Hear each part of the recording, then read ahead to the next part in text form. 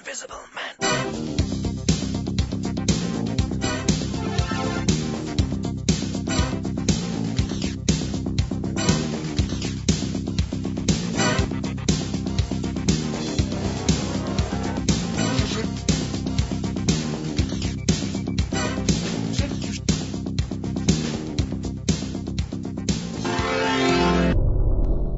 Amici di Scratch, benvenuti e bentornati per questa puntata. Oggi si riparte, i motori sono già accesi e avviati da tempo, ma certo sta di fatto che domenica riparte questo 35esimo Gran Premio Comunità Montana del Brenta, che è un po' stato il vanto per 35 anni. Ricordiamo la figura di Germano Vialetto, l'inventore di questo stupendo challenge, che oggi in qualche maniera sembra non sentire i tumulti della crisi. Si riparte da Rossano Veneto questa domenica, abbiamo creato e anche preparato una clip che vi darà poi le cadenze di tutte le date di questo trofeo, oramai è diventato qualcosa di importante per il Veneto, ma non soltanto. E la nota importantissima è che tutto il Gran Premio, ahimè per coloro che in qualche maniera hanno dato forfait, quest'anno saranno ospitati in Rai Sport 2, quindi il giovedì l'appuntamento dopo la gara del trofeo del Gran Premio Comunità Montana del Brenta andrà in Rai per la gioia degli amministratori, ma soprattutto dei cittadini, quelli sani che vogliono che la loro terra sia vista, e ce ne sono molti, ne parleremo anche questa sera. Intanto ringrazio Francesco Cecchin, nella veste di vicepresidente del Comitato Provinciale di Vicenza, grazie.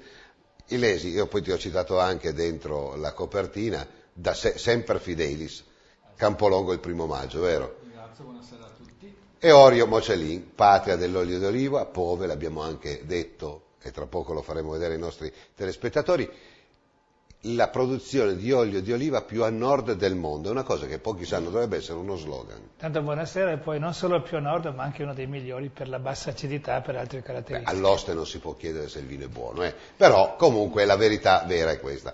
Tanto Felix Zanatta, le grazie. analisi lo dicono. Grazie Felix per essere con noi. Veloce Club Bassano 1892. Oramai io smetterei di parlare il ritorno del Veloce Club Bassano. No. Oramai il Veloce Club Bassano è qualcosa di stabile, certo, un po' come il Comunità Montana del Brenta, qualcosa di concreto. State facendo bene oramai da tanti anni, viva Dio, oramai è una cosa che esiste. 1892, ragazzi, 120 anni. Esatto, quest'anno 2012, 120 anni dalla fondazione del Veloce Club. Ma vi rendete conto? Sono tanti. Che cosa si ha in mano? È un patrimonio della città di Bassano de Grappa e di tutti gli sportivi bassanesi. Io ce l'ho un po' col mondo del ciclismo e anche un po' con i dirigenti, tanto a me non me ne frega niente. Però se tu sei un architetto. Esatto. Se c'è una bella cattedrale che ha una storia rinascimentale, visto che l'Italia è stata il patto del Rinascimento, che la vedi un po' così e così, cosa faresti tu? Beh, mi darei da fare per ristrutturarla, anzi per restaurarla. Restaurarla? Sì. Che poi dopo non è un restauro, è un recupero addirittura, vero? Beh, per restauro architettonico, visto che mi hai citato come architetto, si intende il recupero nel rispetto della tradizione e del costruito. Ma stai attento,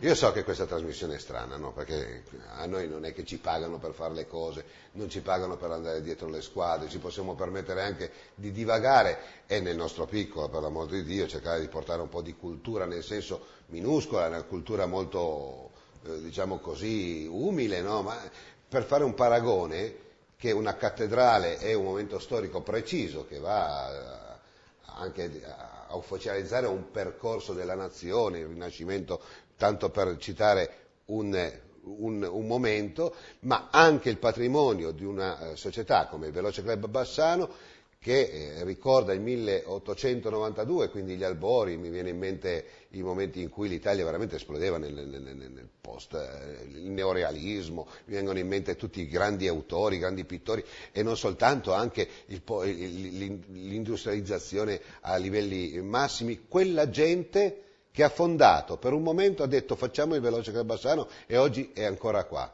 Cosa bisogna fare per dare maggior rispetto? Io lo citerei sempre.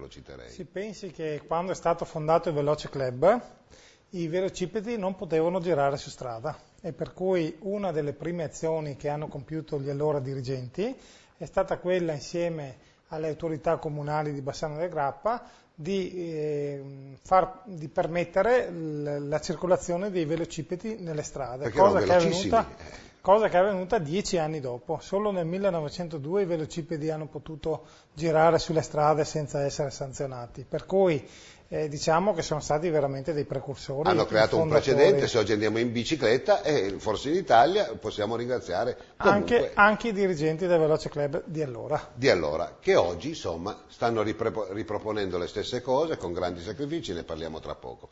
Francesco, vi facevo questa lettura, no? Perché poi alla fine non è il Comitato Provinciale di Vicenza, un po' tutto il movimento ciclistico, secondo il mio punto di vista, è autoreferenziato. Facciamo le gare, siamo bravi, che bello, oppure c'è tanta crisi, ma insomma, non c'è mai la gioia nel cuore. Però credo che il movimento ciclistico dovrebbe cominciare, anziché litigare se dare i premi ai bambini o meno, cercare invece di trovare una tavola rotonda le società importanti, quelle che hanno elevato lo spirito del ciclismo, non soltanto nel Vicentino, io parlo in Italia, perché parliamo del Veloce del Bassano, perché viva Dio, è la società, mi pare la terza in attività come anzianità in Italia. Quindi partire da una tavola e cercare di fare un rinascimento del ciclismo.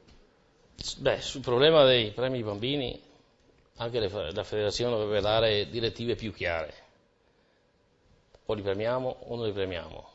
Sì, meglio continuare come prima che non girarci intorno. Io voglio preparare una trasmissione con una psicoterapeuta, no? La quale poi potrà parlare evidentemente a maggior ragione di noi su quello che è bene dei figli. È inutile consegnare il premio a un dirigente che poi consegnerà in mano al bambino giù degli scalini per premio. Ma se no, diamo una lettura a coloro che sì sanno di ciclismo, perché questa trasmissione non è che la vede soltanto l'appassionato di ciclismo, ahimè, anzi, bene noi, la vedono anche altri che si affacciano a questo mondo perché la trovano interessante nei contenuti. Allora bisogna anche pur dire che nel ciclismo ogni fine gara dei bambini dai 7 anni ai 12 si usa dare in dono in pratica il premio al primo si usava dal primo al quinto dei maschietti, ai primi 5 e al primo al terzo delle femminucce. Le prime 3 femmine. Già una discriminazione che insomma a me pensava un po'. Ma in qualche gara si dava sempre le prime 5 femmine. C'erano quelli se c'erano. Certo.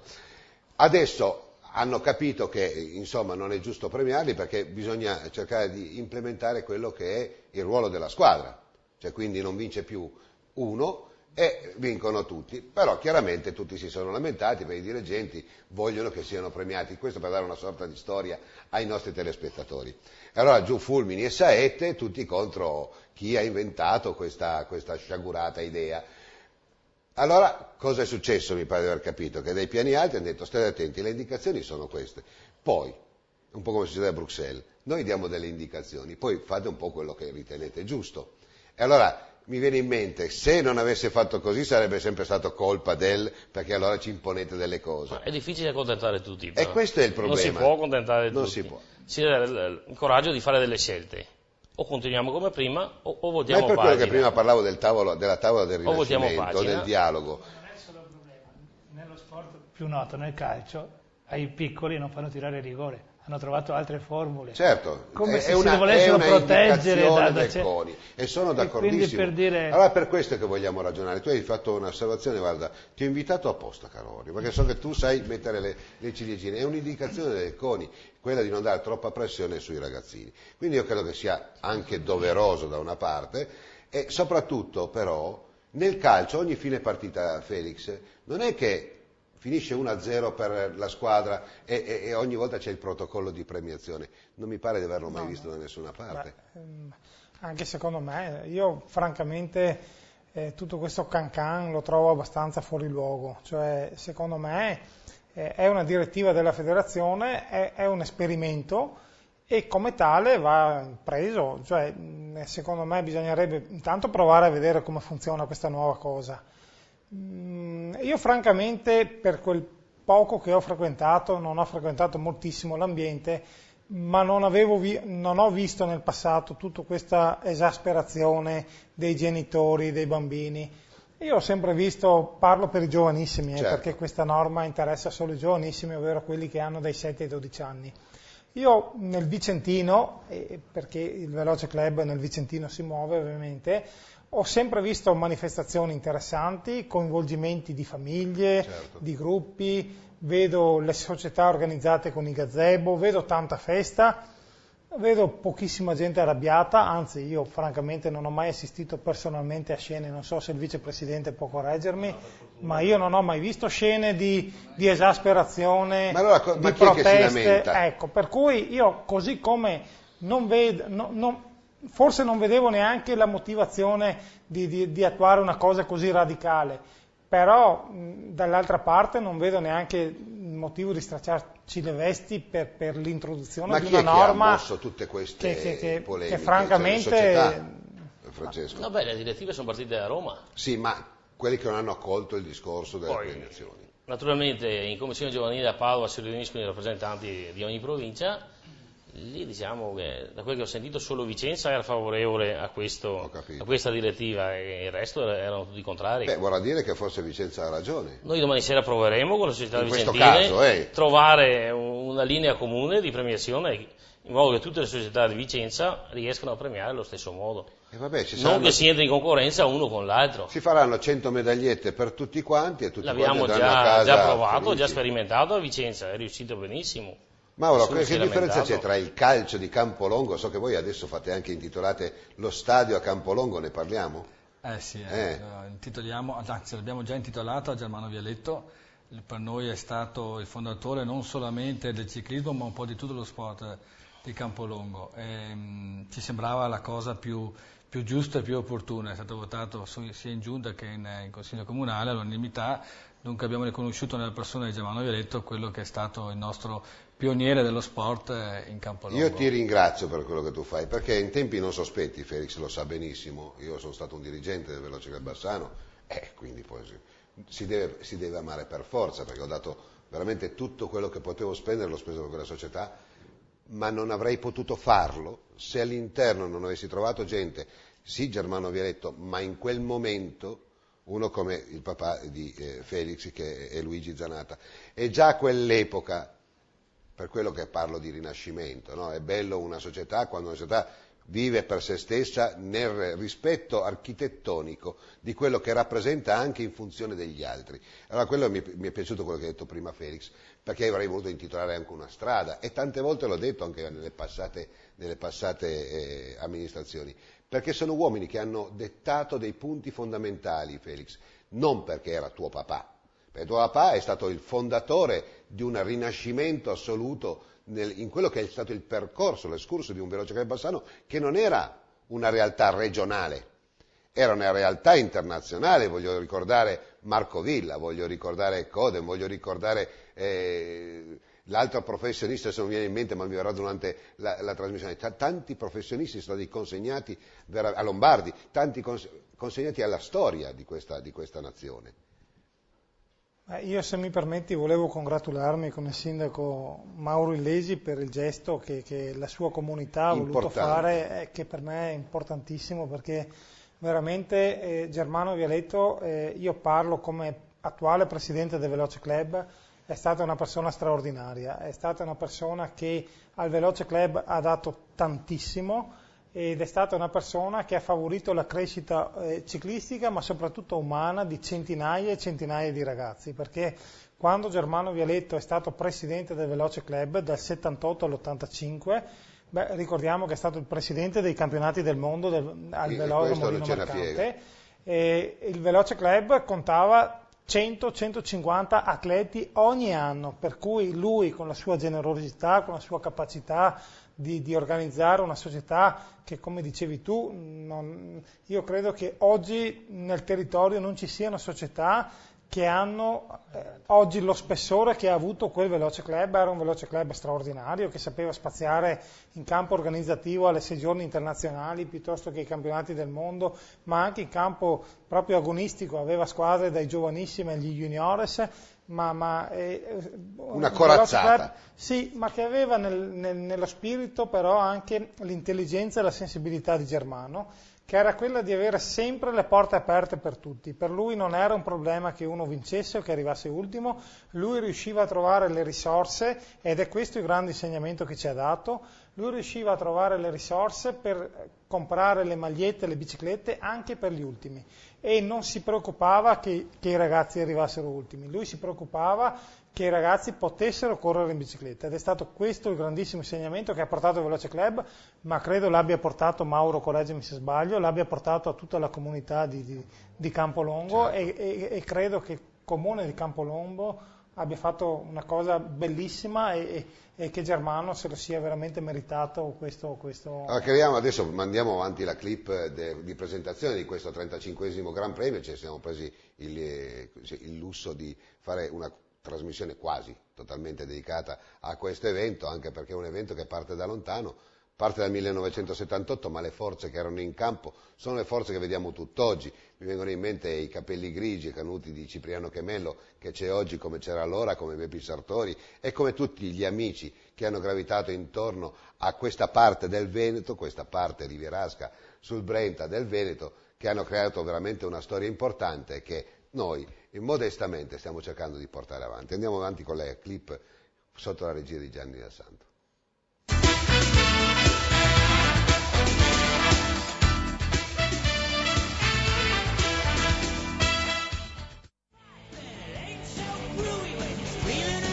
...2012, l'ennesima stagione sta per cominciare per l'Unione Ciclistica 2000, con 8 gare e tutte trasmesse da Rai Sport 2. Si riparte domenica prossima a Rossano Veneto alle ore 14 con il Gran Premio Comunità Montana del Brenta, trofeo Cicli Mondial. 200 saranno gli allievi impegnati per questa tappa che inaugura la stagione del 35esimo Gran Premio Comunità Montana del Brenta, con un record assoluto in termini di iscritti.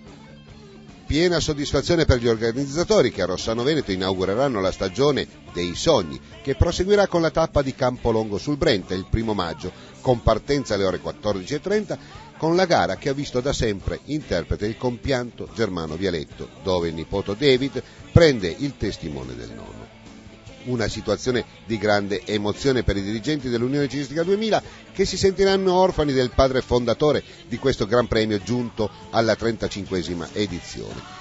Un ringraziamento particolare al sindaco Mauro Illesi di questa piacevole cittadina nel cuore della Valle del Brenta, che da sempre si è coinvolto per mantenere vivo l'appuntamento della festa dei lavoratori.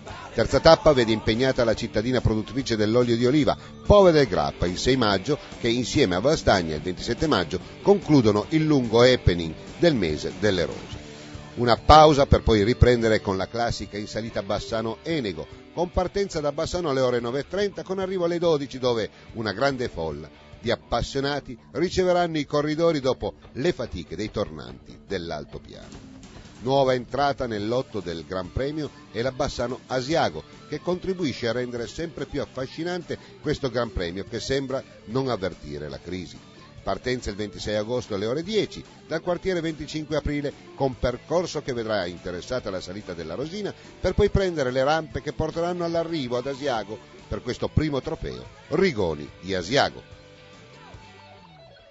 Sarà il 23 settembre con il Trofeo dei Martiri per mantenere alta l'attenzione per chi ha donato la libertà della nostra stupenda nazione. Con partenza alle ore 11 si percorrerà tutta la Valle del Brenta fino da Cornale per poi tornare dalla sinistra Brenta per un saluto a tutte le realtà cittadine della valle più bella d'Europa. Un inno alla comunione di intenti che l'Unione Ciclistica 2000 vuole portare come messaggio a tutti gli amministratori della valle. Lo sport unisce dove spesso la politica divide. Abbiamo l'obbligo attraverso lo sport di veicolare messaggi positivi ai ragazzi che praticano questa disciplina e hanno il diritto di avere a disposizione modelli comportamentali ai quali ispirarsi. Altre manifestazioni vedranno impegnata l'Unione Ciclistica 2000, come per esempio la Bassano Erto e Casso, a memoria delle vittime del Vajont. Ma questa è tutta un'altra storia.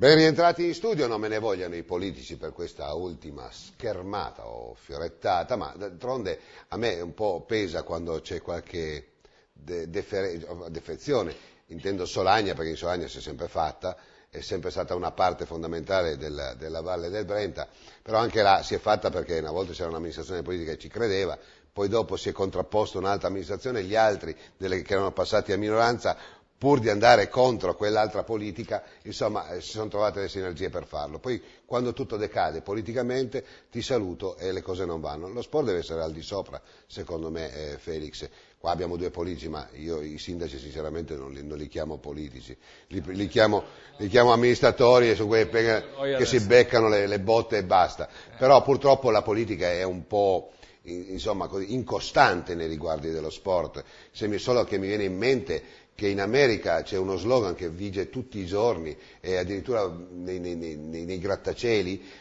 dico che $1 speso per lo sport ne fa risparmiare 5 in salute, ecco, dovrebbe essere lo slogan anche italiano.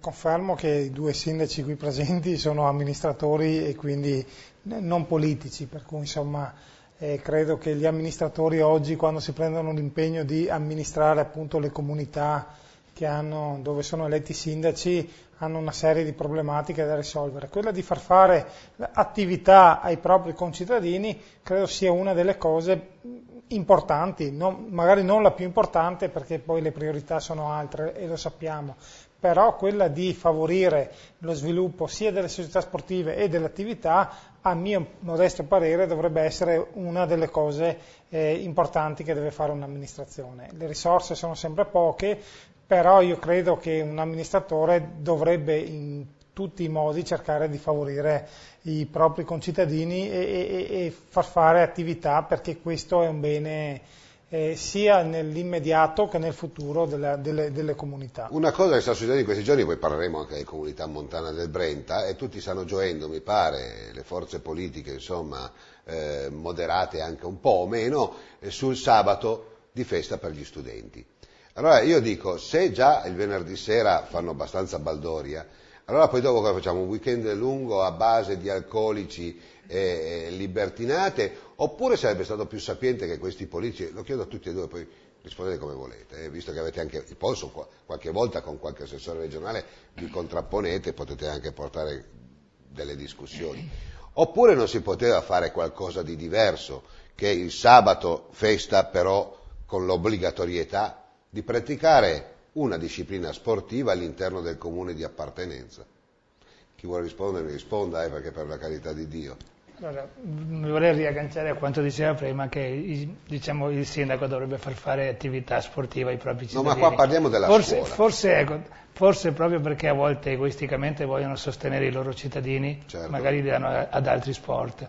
Io credo che anche il ciclismo invece sia meritevole. Certo, ma parliamo di questa cosa della scuola. Il discorso della scuola è una tendenza che penso che prenda sempre più piede. Qui alle Pove la maggior parte dei ragazzi delle elementari non vanno più a scuola il sabato, sono scelte delle famiglie, delle scuole, la voglia di averli liberi.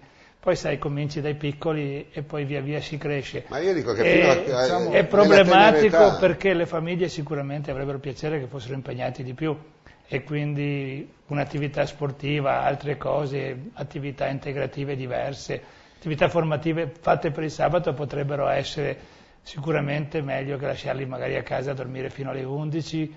Dimmi quindi tu invece qual è il tuo pensiero. Io invece direi che per i bambini fino a una certa età potrebbe essere una cosa anche positiva.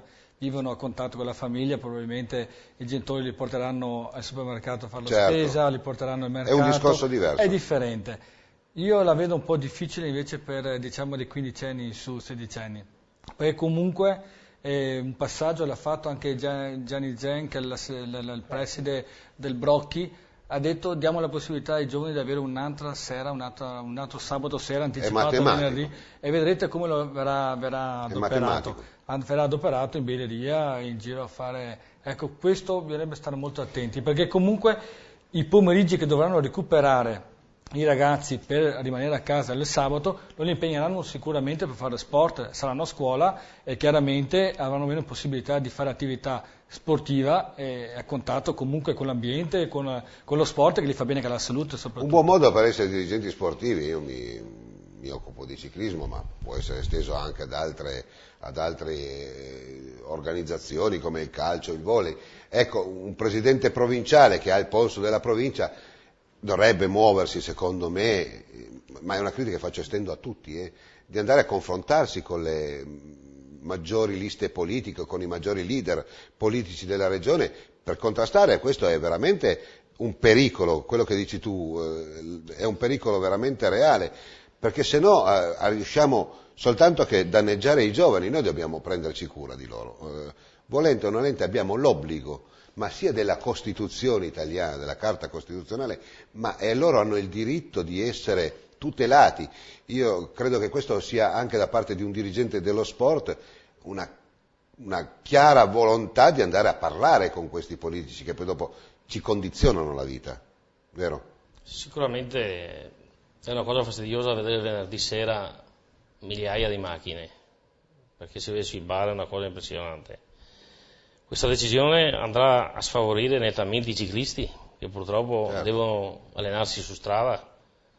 Non abbiamo impianti coperti, impianti illuminati, o ce ne sono pochissimi. E poi il ciclista è l'amatore che va rispettato. Io so che alle 6 del mattino tanti, quando è la buona stagione, si alzano e vanno in bicicletta perché, e sapete, io ho guardato su internet, quanti incidenti alle 6 di mattina da parte di ubriachi che mettono sotto i ciclisti. Anche questo bisognerebbe aprire un capitolo, Felix. Ma io mi riallaccio ai ragionamenti che facevano i due sindaci e il vicepresidente. Concordo anch'io con quanto detto da Mauro sul fatto che questa organizzazione della settimana corta, che secondo me trova motivazioni solo ed esclusivamente economiche, no?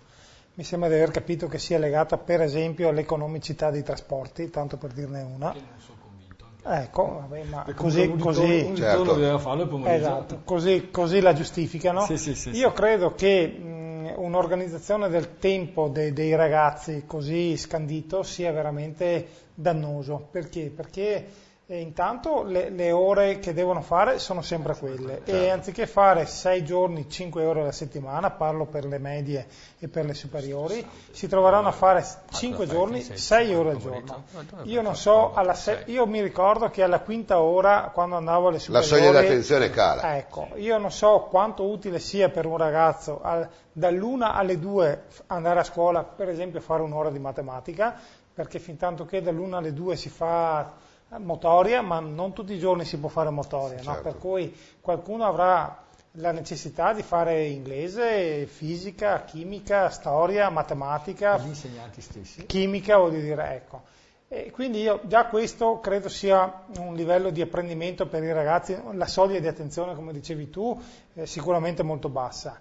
Quando i ragazzi hanno finito una giornata di 6 ore, io credo che difficilmente possano tornare a casa, riposarsi, ritemprarsi, fare i compiti, che è la cosa più importante, perché se non si studia a casa poi tutto quello che si fa al mattino, secondo me, scappa e rimane poco. E se mi spiegate come e quando possono fare attività con questa organizzazione, per poi trovarsi sabato completamente libero e quindi avere, come dicevate prima voi, già il venerdì sera, approfittando del giorno dopo. Eccolo lì, il venerdì sera di andare a fare festa, voglio dire, come è forse anche giusto che sia, ma certo, ecco, ma ecco, io credo che sia del tutto irrazionale l'organizzazione di una settimana che poi funziona così per 9 mesi all'anno per i ragazzi. Io credo sia un danno incalcolabile. Bene, dal allora io voglio lanciare Se possiamo rimanere su questo tema un attimo, io credo che molta colpa sia delle nostre generazioni, dei nostri politici che permettono che le discoteche aprano a mezzanotte fino alle 4. Perché un giusto divertimento di sera potrebbe essere corretto dalle 9 a mezzanotte, l'una, poi le famiglie gli rientrano in casa e vivono.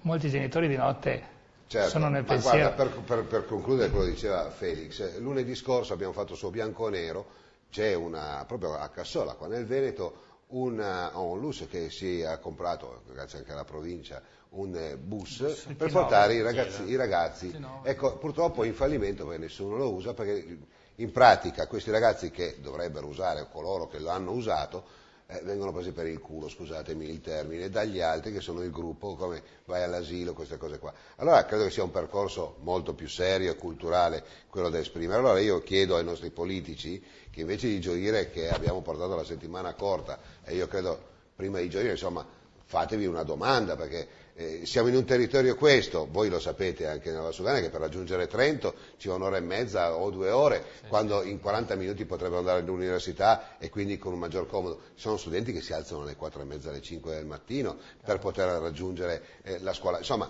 bisognerebbe veramente cercare di calmierare un po' tutto, azzerare, e indipendentemente dai costi, da quello che è la macchina economica dei comuni, delle province, delle regioni. Non sono nemmeno i costi, che poi devi fare la mensa. C'è poca volontà di sbattersi. Sì, è vero? Sono d'accordo con te. Bene, allora adesso ritorniamo, se mi permettete, a questo 35esimo Gran Premio Comunità Montana del Brenta. Partirei con te, Felix, perché tu sei uno di coloro che lo ha vinto. Ce l'abbiamo qua ogni tanto. A Campolongo.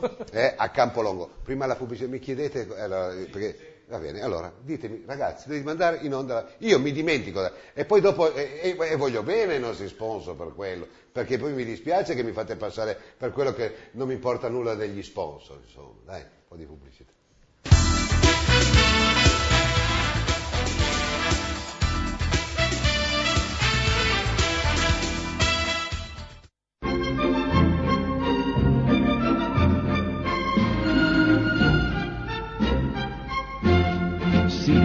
Cycling shoes.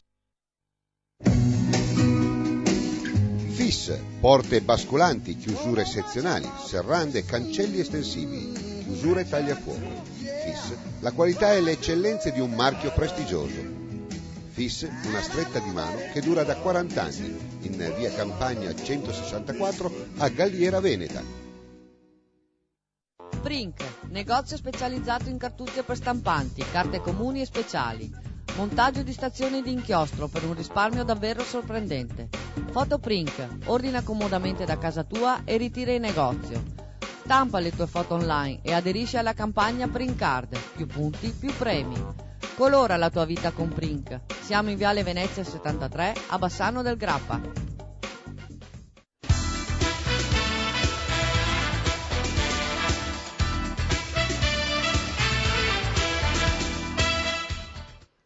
Allora, ben rientrati in studio.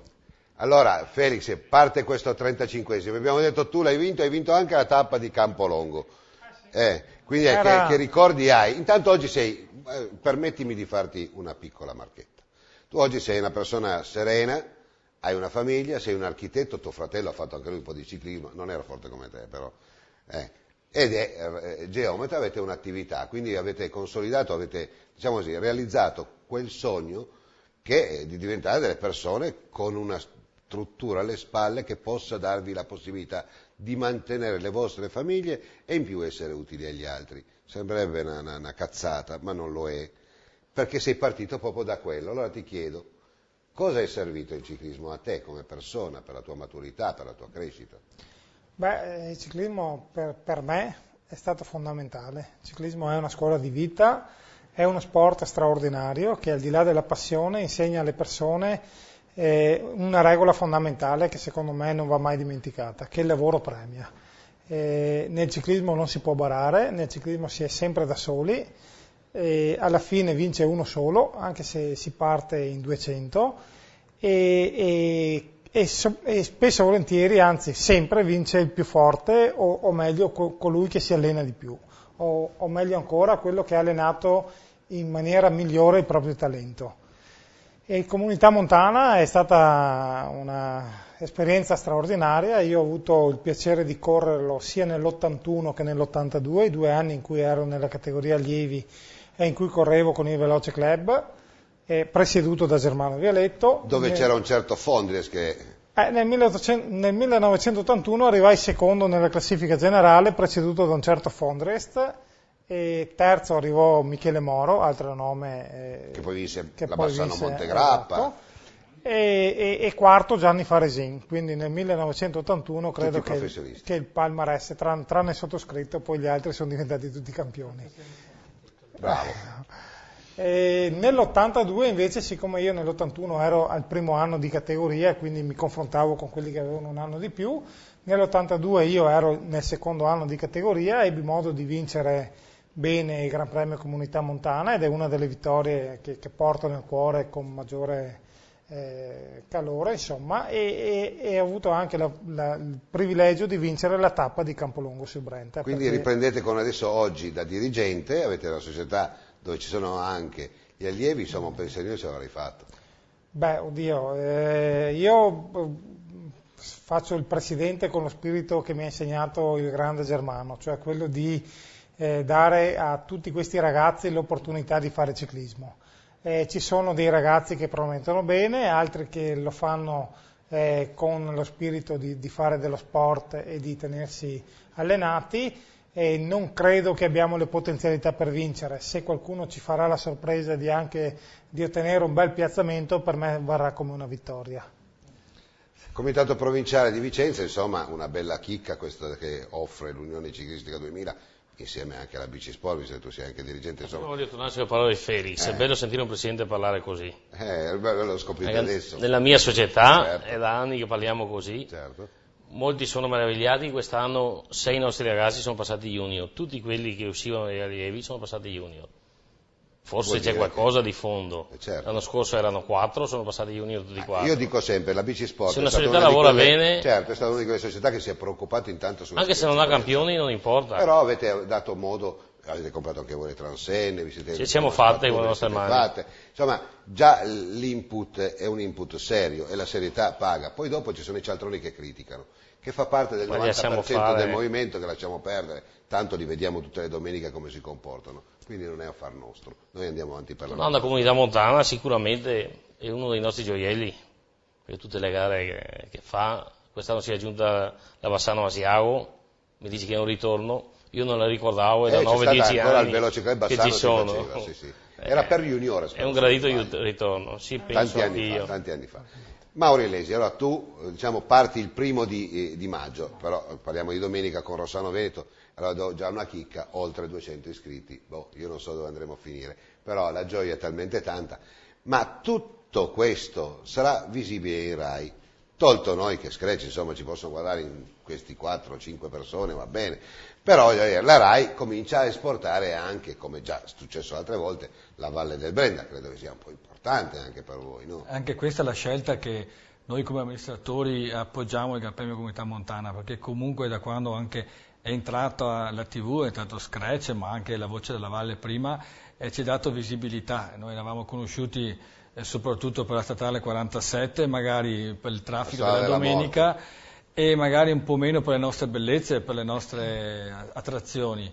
Per mezzo del ciclismo e per mezzo anche della TV, in questo caso anche della Rai, che ci dà la possibilità di essere visti in Italia e anche magari in Europa, facciamo vedere le nostre bellezze, il fiume, i paesaggi, le nostre ricchezze culturali e anche architettoniche della nostra valle. E per noi il ciclismo è il veicolo migliore perché comunque è itinerante, passa per tutta la valle da nord a sud e ci fa vedere le nostre bellezze. Voi siete da quella parte destra del Brenta, qua c'è Pove del Grappa, tante volte quando si parla con la gente, no? Noi della Valle del Brenta ci siamo innamorati grazie anche al ciclismo, soprattutto il ciclismo, poi dopo è andata in onda questa Voce della Valle che per tanti anni ha contribuito a cambiare forse anche la dialettica, credo, sì. No? Perché poi dopo alla fine abbiamo scoperto dei piccoli centri che adesso un po' si sta di nuovo tornando un po' indietro il discorso perché meno visibilità, grandi interessi, insomma ne parleremo poi casomai in un'altra puntata. Facciamola. C'è da dire una cosa, che quando io parlo con la gente dico Campolongo è una strada, no, Campolongo se ti fermi un istante,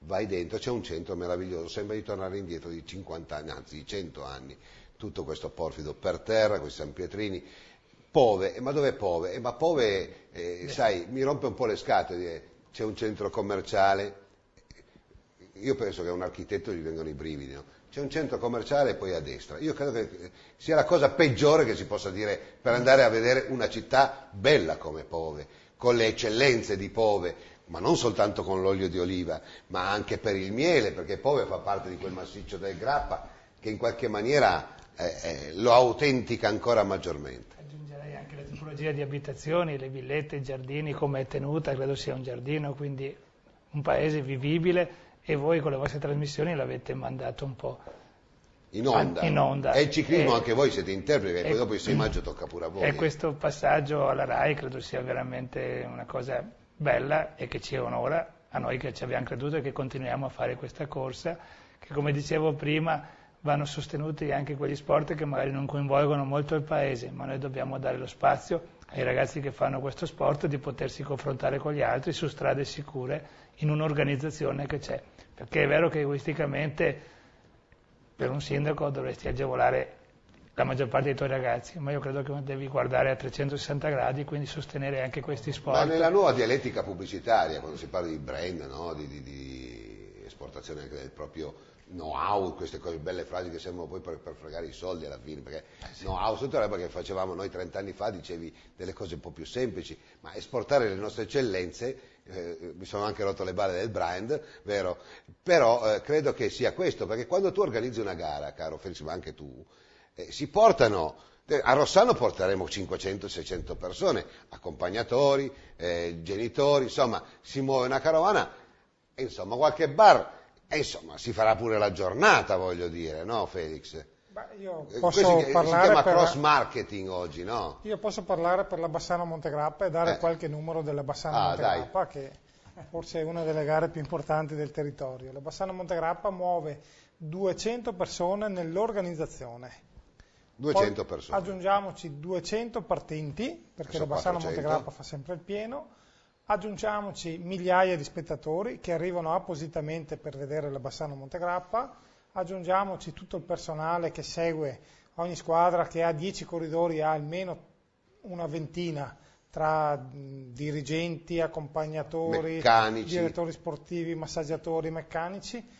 Aggiungiamoci qualche parente, perché ci sono anche i parenti che seguono gli atleti. E aggiungiamo qualche albergo che gli date pure qualcuno da dormire. Pensiamo che i 200 partenti sono tutti quanti ragazzi che arrivano da tutta Italia e non solo, e che quindi ovviamente correndo la gara al mattino hanno la necessità di essere ospitati la sera, per cui insomma io credo che, parlo per la Bassano Montegrappa che magari è un po' un'eccellenza, però dire che la Bassano Montegrappa muove migliaia e migliaia di persone, dico 10.000 e credo che insomma sono ancora pochi, è un numero che va tenuto in considerazione. Ecco, forse il ciclismo deve cominciare a alzarsi le spalle, credere più in se stesso, adesso non è una polemica la mia per l'amor di Dio, però cercare forse meno le diatribe da bar, perché poi dopo alla fine tante volte non si va d'accordo proprio per diatribe da bar. Quelli ci sono sempre state e lasciano il tempo che trovano, noi ci crediamo al ciclismo, altrimenti non saremo qui.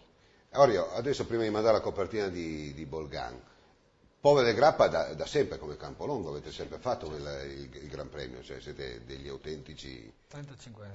Credo sia anche un bel percorso, ma soprattutto un orgoglio per noi poter mettere a disposizione le strade a quei giovani che poi magari vanno a fare la Montegrappa e altro. Prima di mandare la foto Bolgan, tu dimmi che domenica 1° di aprile cosa che fate? Domenica 1° di aprile lo devi dire. Ci dedichiamo alla Fiera dell'Olivo, che è una fiera che è rimasta limitata, contenuta, mirata, nel senso che curiamo proprio, diciamo, i giardini, che sono a base di olivi, l'olio, cerchiamo di valorizzare il nostro olio, faremo un convegno, quest'anno parleremo della difesa della mosca dell'olivo, della pianta, comunque faremo una giornata che non è una fiera di bancarelle, ma è qualcosa di mirato, magari tenuto piccolo, potremo crescere di più, ma deve essere quella cosa che la gente si aspetta, venire qui e vedere un po' di giardini, un po' di piante, con l'eccellenza mirata, prodotti e sottoprodotti dell'olivo, quindi dagli oli, anche qualche altro materiale lavorato sul legno d'olivo, però nell'insieme è finalizzato a quello. Ma guarda un po' che bella puntata che è venuta stasera, pensavo che venisse una schifezza, invece guarda te,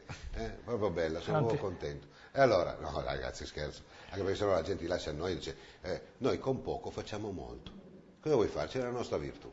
Allora, siccome tante volte abbiamo detto che le macchine fotografiche hanno un pregio rispetto alle telecamere, perché bisogna pur dirlo, la telecamera è come la Ferrari, inquadra il momento della corsa, può inquadrare la volata, però tutto fugge, tutto è molto veloce, quindi anche molto adrenalinico, per la carità, guai non ci fossero le telecamere. Però se un appassionato vuole godersi l'istante, il momento, un momento particolare, la smorfia, l'espressione, la ruga, insomma lì ci va la maestria delle fotografie. E noi con Sport City e con Francesco Bolgan abbiamo voluto provocare quest'anno, ma iniziando proprio lo scorso anno con il ciclocross, per far vedere alcune foto, perché sono quei momenti in cui chi, insomma, coglie l'attimo e fa esprimere quel momento, o di quella gioia, o di quella fatica, o di quella smorfia, che bene fa a coloro che sfogliando un giornale possono in quel momento concentrarsi e, perché no, sognare. Foto Bolgan.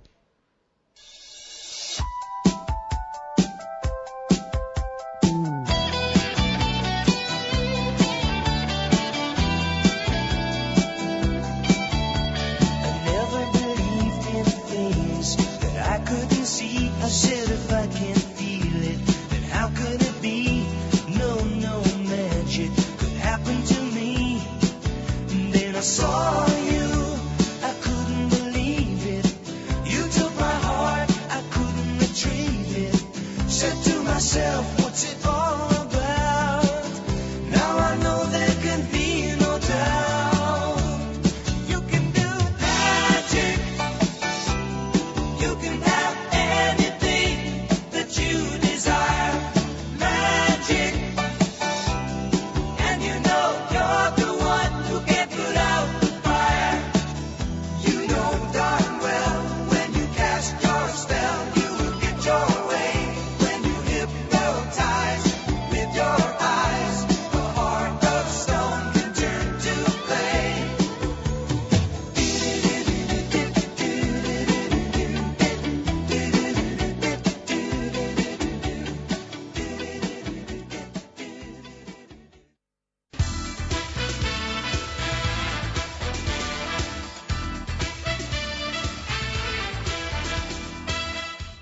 Ben rientrati in studio. Allora abbiamo visto Foto Bolgan, chiudiamo con il 56esimo Gran Premio Cicli Mondial, una gara che pareva persa e poi in qualche maniera Luci 2000 gli hanno servita su un piatto d'argento. Caro Felix, io non ci ho guardato né a destra né a sinistra, ho detto facciamola, c'è un bel contributo di Cicli Mondial, della famiglia e di questa bella fabbrica di biciclette e abbiamo salvato una gara che ha 56 anni. Hai fatto bene perché è una gara straordinaria che percorre un po' il territorio del Bassanese, perché poi la partenza e l'arrivo sono ubicate a Rossano, ma poi la gara si estende anche sulla parte un po' più a nord verso Romano d'Ezzelino, San Giacomo.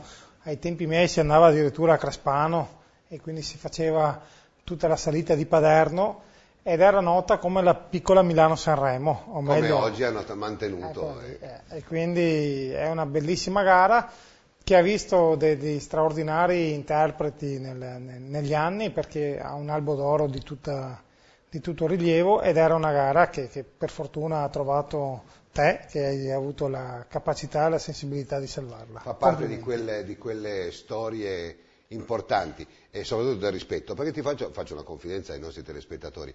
C'è stata la Bassano Montegrappa che per un periodo di tempo insomma ha avuto delle difficoltà. Io presi in mano la Tresere, tutto quello che apparteneva, ahimè, al Veloce del Bassano per conservarla, e tu sai con quanta cura.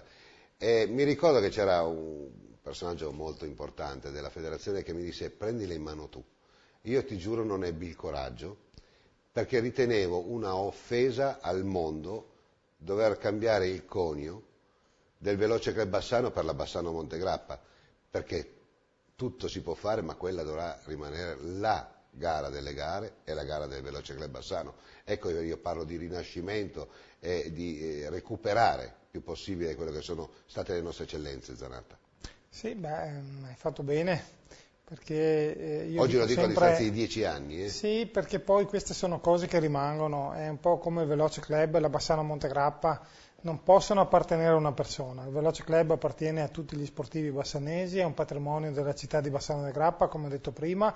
Chi ha il privilegio di esserne il presidente sa che non sta parlando di una cosa sua, perché poi negli ultimi anni soprattutto le società sono diventate un po' patrimonio delle persone anziché del territorio. L'autoreferenzialità. E questo secondo me è una cosa che non va troppo bene.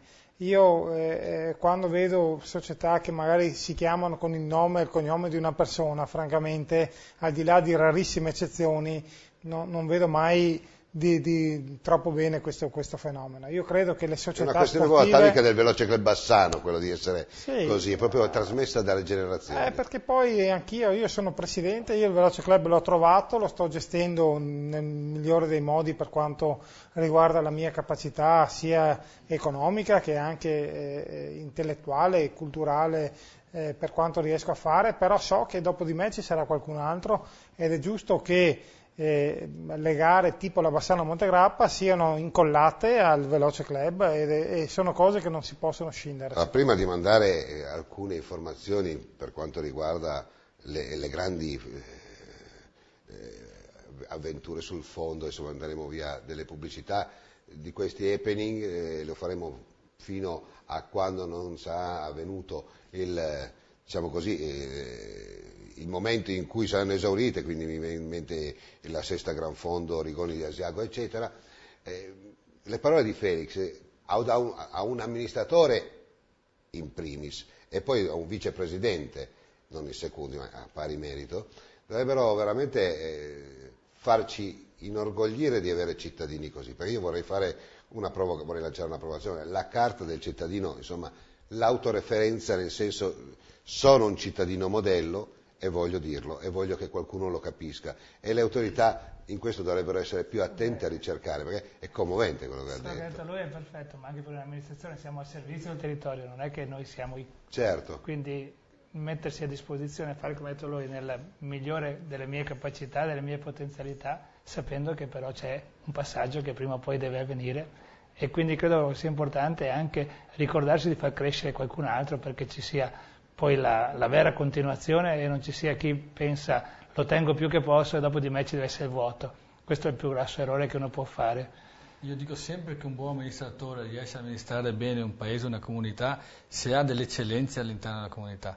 Non è l'amministratore che farà emergere il paese, lo farà, ma se all'interno saprà trovare hai letto bene. Se saprà trovare quelle persone che lo sappiano seguire, che lo sappiano accompagnare, valorizzare. Ecco, e io lo dico sempre quando vado in trasmissione, sono così fiero del mio paese perché proprio all'interno del mio paese, in modo particolare le associazioni, il volontariato, è proprio radicato e quando ho bisogno sento che ho delle persone vicine che mi danno una mano e questo è importantissimo anche perché mai come adesso io dico fare il sindaco è veramente essere eroi, devo dire la verità, non è, almeno nei piccoli paesi è difficilissimo farlo. Forse è un parola grossa, ma però è vero, ma sì. come essere vicepresidente di un comitato provinciale, pure voi non è ve la passata alla grande, voglio dire, insomma, però insomma siete qua e ve la raccontate. Sì, ci siamo, come Felix, io dico essere nati nel Veloce Club Bassano,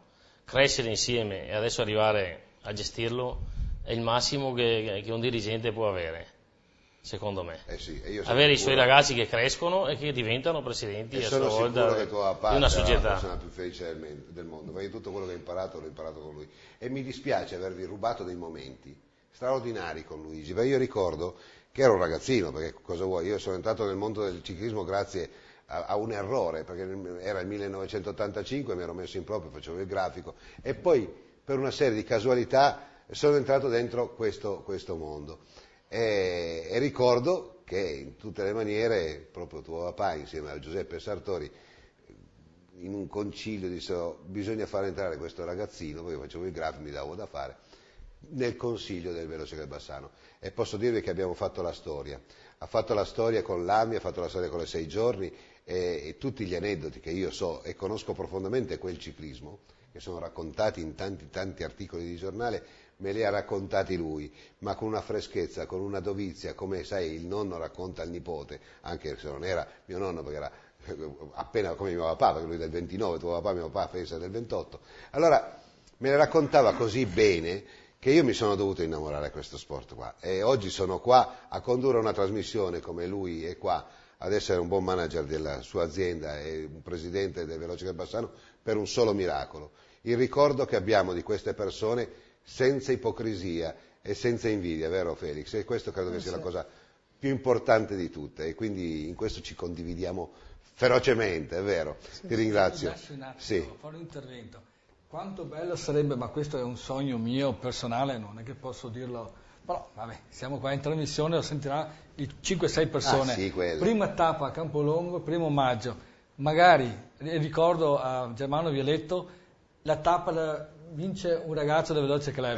Sarebbe il massimo. Meraviglioso. Questo è l'augurio che faccio da sindaco, ma certo, chiaramente ci sono anche gli avversari, ma sarebbe veramente... Bene, se nelle nostre possibilità fa venire qualche campione anche del passato, in quell'occasione sì, sarebbe il massimo, sarebbe bello farli venire e partecipare. Certo. Adesso voglio ricordare, chiudiamo questo, no, poi dopo veramente non andiamo più avanti perché sennò io so già il cuore, perché poi quando si diventa vecchi si diventa anche un po' rincoglioniti. Allora a me poi dopo ci si commuove più facilmente, una volta non era così, si era più cattivi. Ora devo ritornare nella mia cattiveria e ricordiamo invece che per le grandi organizzazioni, voglio ricordare che la sesta Fondo Rigoni di Asiago sabato 2 giugno 2012, poi a Ortisei il 10 giugno 2012, quindi una bike marathon di Ortisei, qua vedete anche in sovraimpressione tutte le locandine, poi ci sarà la prima Gran Fondo Carrera Bike e questo è il campionato Audace della Gran Fondo, quindi qua veramente migliaia e migliaia di ciclisti che insomma si cimenteranno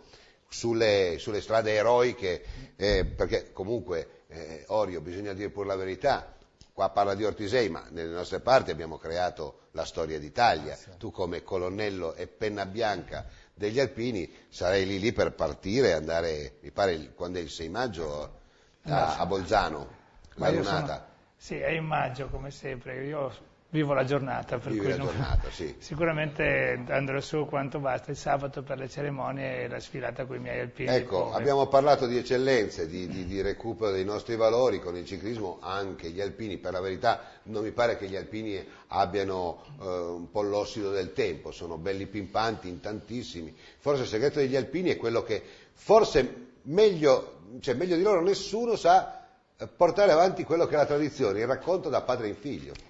Credo che gli alpini abbiano questa tradizione, gli alpini hanno fatto una vita militare, hanno fatto un periodo in cui dal generale al soldato facevano lo stesso sacrificio, la marcia, la nottata, arrivare a mangiare al campo così, non come altri corpi, la cavalleria con le posate d'argento. Certo. Noi si mangiava seduti su un sasso tutti assieme, la fatica era comune. Come il ciclismo. Questa fatica è simile al ciclismo, ognuno deve metterci del suo e poi si sta insieme, non c'è la classe. E quindi ecco che quando tornano a casa c'è questo affiatamento. E poi è democratico, nelle sfilate, Mauro, tu sei sindaco di una cittadina di 900 anime, vero? Ma in quel momento tu sei sindaco come il sindaco di Roma. Sì, conto come gli altri, lo stesso numero, lo stesso onore e lo stesso rispetto di essere un sindaco. E credo che sia un'emozione esagerata. Sentire la gente che ti applaude o i tuoi cittadini che ti chiamano. Io poi ho anche la fortuna di essere un musicista e suonare in una banda musicale.